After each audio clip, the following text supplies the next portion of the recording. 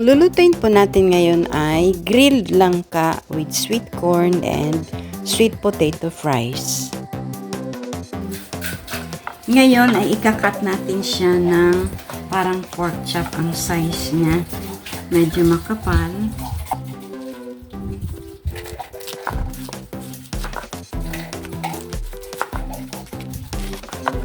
Kapag may natigtas na buto, okay lang siya. Huwag na isama yung buto.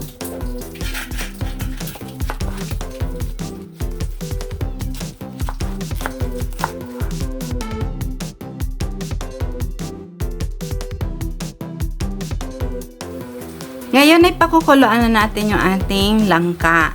Pero lalagyan muna natin ng 2 pirasong pork cube yung ating tubig.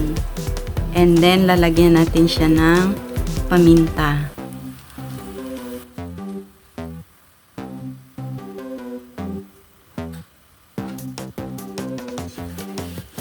At asin. Maraming asin.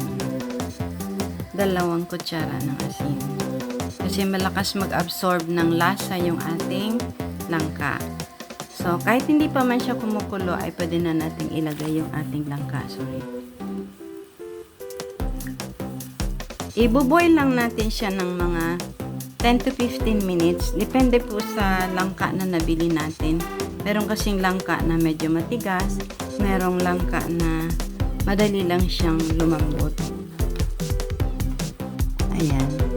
Habang kumukulo siya ay i-absorb niya yung ating tinimplang salt, pepper, and pork cube. So, tatakpan natin siya and hintayin natin hanggang lumambot yung ating langka.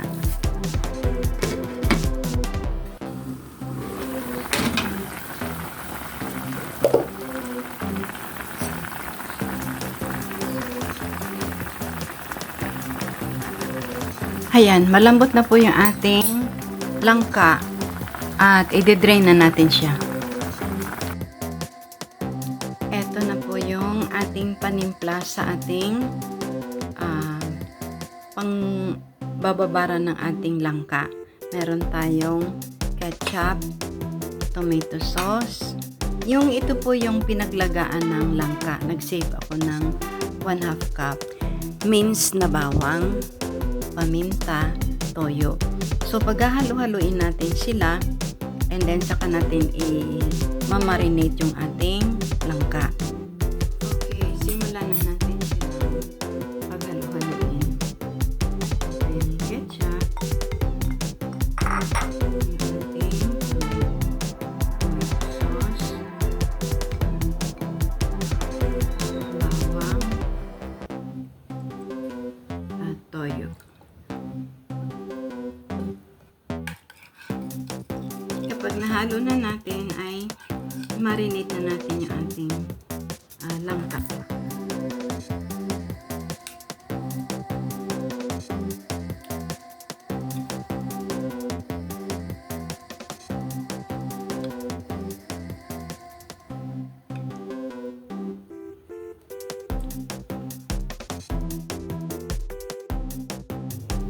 Okay, marinate natin siya ng at least 1 hour.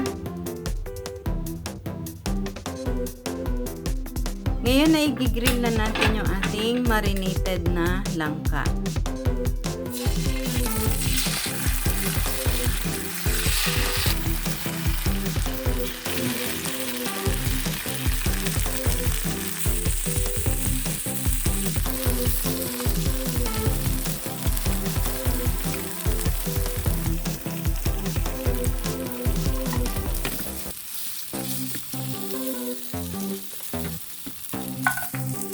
Ngayon naman po ay lulutuin natin yung ating sweet corn na pang side dish natin sa ating langka. Para maengganyo yung ating mga anak na kumain ng gulay.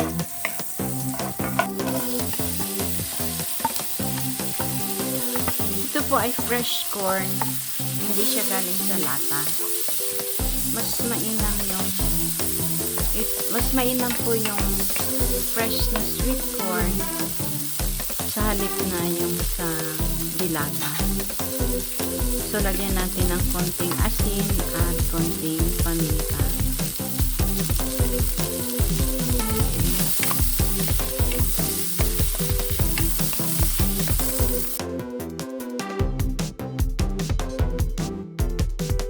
Ayan, iluluto po natin ulit yung ating sauce at ilalagay natin sa ibabaw ng ating langka.